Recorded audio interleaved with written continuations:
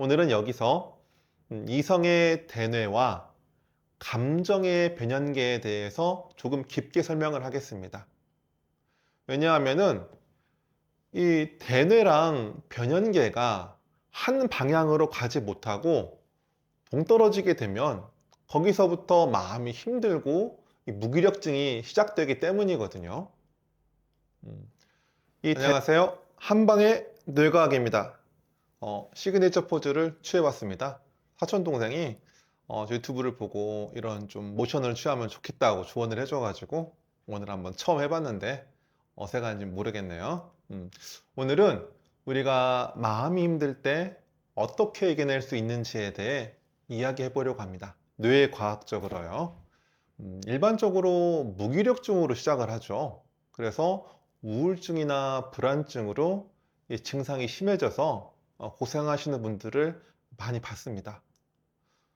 저 또한 좀 극심한 무기력증이나 우울증에 힘들었던 적이 있었거든요. 그래서 많은 고민을 해 보았는데 그런 분들에게 조금이라도 도움이 되었으면 좋겠습니다. 특히 우리 같은 좀 발달이 느린 아이들을 키우는 부모들은 이런 무기력증에 너무 취약하거든요. 좀 도움이 되었으면 좋겠어요. 먼저 외부적인 요인부터 간단하게 보겠습니다. 외부적인 요인은 첫째, 내가 통제할 수 없는 환경입니다.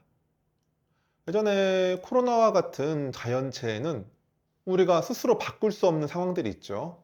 이런 환경들은 우리의 의지에 상관없이 우리에게 스트레스를 주고 마음을 참 힘들게 합니다. 최근에 너무 열악해진 취업 환경 때문에 많이 젊은 분들이 무기력증에 시달리기도 하고요. 저도 어찌할 수 없는 아이의 장애 때문에 마음이 참 힘들었습니다. 두 번째, 반복된 실패 경험. 힘든 환경을 극복하고자 열심히 노력을 해도 반복해서 실패하면은 자신감이 떨어지고 점점 큰 좌절감을 느끼게 돼요. 이는 자기 효능감을 낮추고 우리가 어떤 일을 시도하는 데 있어 가지고 두려움을 느끼게 됩니다. 실패를 통해 배우는 것도 중요하지만 이 반복된 실패는 심리적으로 큰 타격을 줄 수가 있어요. 저도 아이를 치료하면서 이 증상이 나아지면 참 행복한데 얘가 정체되거나 때로는 퇴행을 하면은 심각한 무기력증에 빠지기도 했습니다. 세 번째, 주변의 비난. 이 가족이나 친구, 때론 동료로부터 비난받으면은 이 자존감이 떨어져요. 이 마음이 힘들어질 수 있습니다. 특히 가까운 사람의 비난은 우리의 자아 존중감을 크게 망치기 때문에 우리를 불안하게 만들고 스스로를 더 비난하게 만듭니다. 이렇게 무기력증이 외부적인 이유로 시작될 수 있지만 결국 이걸 극복하는 열쇠는 우리 안에 있어요. 이 외부 상황을 바꾸기가 현실적으로 참 어렵잖아요. 하지만 이 자신의 마음가짐이나 습관을 변화시키는 것은 가능합니다. 이 무기력증을 일으키는 이 내부적인 요인을 알아보면서 그걸 해결할 수 있는 방법도 함께 말씀을 드리겠습니다. 먼저 뇌 구조에 대해 설명을 드릴게요. 예전에 제 영상을 보신 분들은 이 뇌라는 게 진화할 때 소화기, 척수신경계, 뇌간, 변연계, 대뇌 순서로 진화를 했다고 제가 반복적으로 이야기를 했습니다. 오늘은 여기서 이성의 대뇌와 감정의 변연계에 대해서 조금 깊게 설명을 하겠습니다.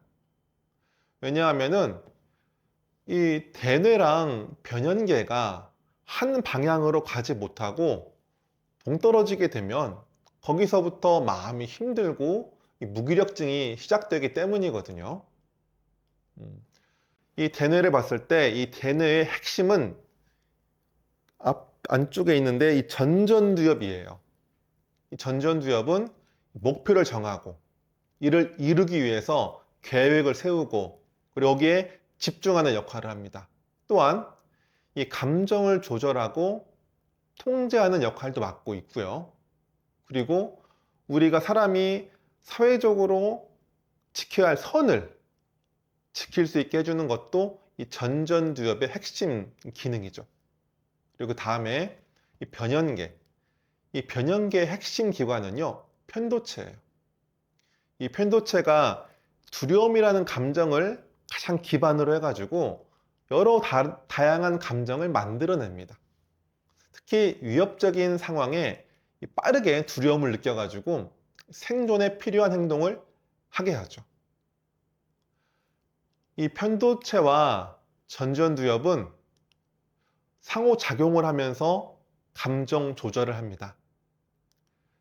편도체가 흥분을 하면요, 이 두려운 감정이 생기면서 동시에 전전두엽의 기능이 떨어지게 돼요.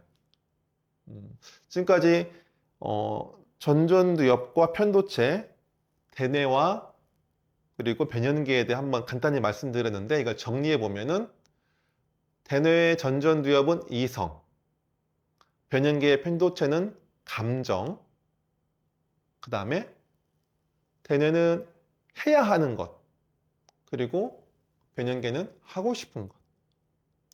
대뇌는 바른 것, 변연계는 좋은 것. 그리고 대뇌는 어떤 책임, 변연계는 욕망이라고 할 수 있습니다. 결국 마음이 힘든 건요, 내가 하고 싶은 거랑 내가 해야 하는 것 사이의 괴리감 때문이에요. 뇌과학적으로 변연계에서 일어나는 감정을 대뇌의 이성으로 잘 통제할 수 있어야 행복하고 성공하는 삶을 살 수가 있습니다. 이를 위해서는 대뇌의 전전두엽을 강화하고요, 편도체, 변연계 편도체를 안정시켜야 합니다. 먼저 이 전전두엽을 강화하는 방법에 대해서 이야기하겠습니다. 과거에 인간은요, 다른 영장류, 원숭이, 침팬지 이런 영장류와 큰 차이가 없었어요. 이런 인간의 뇌가 비약적으로 진화했던 계기가 있습니다. 이거를 나중에 과학자들이 인지혁명이라고 이야기를 했는데, 이 급격한 뇌 진화는 언어의 출현과 함께 시작되었어요. 인간이 언어를 하면서 말을 하고 나중에 문자를 쓰고 이때부터 전전두엽이 급속도로 발달을 했습니다. 그래서 이 전전두엽을 강화시키는 방법은 모두 언어와 관계가 있어요. 첫 번째 방법은 바로 상담입니다. 이 마음이 힘든 건요, 이성이랑 감정이 따로 놀아서 서로 만나지 못하기 때문이죠. 이 둘을 연결시켜주는 가장 좋은 방법은 상담이에요. 이 상담을 통해서 내 감정을 언어로 표현하는 것이 마음의 병을 치료하는 시작입니다. 이성과 감정이 조화를 이루게 되고 이를 통해 마음이 평안을 찾을 수 있습니다. 상담의 상대는요, 믿을 만한 친구가 가장 좋아요. 그래야지 나의 어두운 마음, 때로는 더러운 마음까지 솔직하게 표현할 수가 있습니다. 가족 중에 배우자, 부모님 같은 가족은 적절하지 않아요. 왜냐하면 걱정 끼칠까봐 솔직할 수가 없습니다. 이런 마땅한 친구가 없다면은 심리 상담사를 통한 대화도 좋습니다. 일단 비밀 유지가 되고요. 또 정말 잘하시는 분들은 자연스럽게 내 감정을 언어로 표현할 수 있게 도와줍니다. 이 심리 상담이 마음의 병을 치료하는 시작입니다. 그렇다고 심리 상담만 받는다고 마음의 병이 다 해결되는 것은 아니에요. 마치 우리가 이 동기부여 영상을 보고서 감동받아가지고, 아, 그렇구나. 나 앞으로 갓생을 살 거야. 이렇게 마음 먹어도 작심삼일이 못 가는 것처럼 지속적인 습관이 따라줘야 합니다. 이 상담으로 뭔가 물꼬를 트였으면은 그 이후에 지속적으로 바람직한 습관을 만들어 가야 돼요. 마치 우리가 벡터라는 거, 벡터맨, 그 벡터 말고요. 이거 같나? 아무튼 그 벡터라는 게 보통 방향이 있고 그리고 힘이 있잖아요. 힘. 이루어진 것처럼 심리 상담으로 올바른 방향을 찾고 그 다음에 올바른 습관으로 힘을 주어야 합니다. 네, 그래요.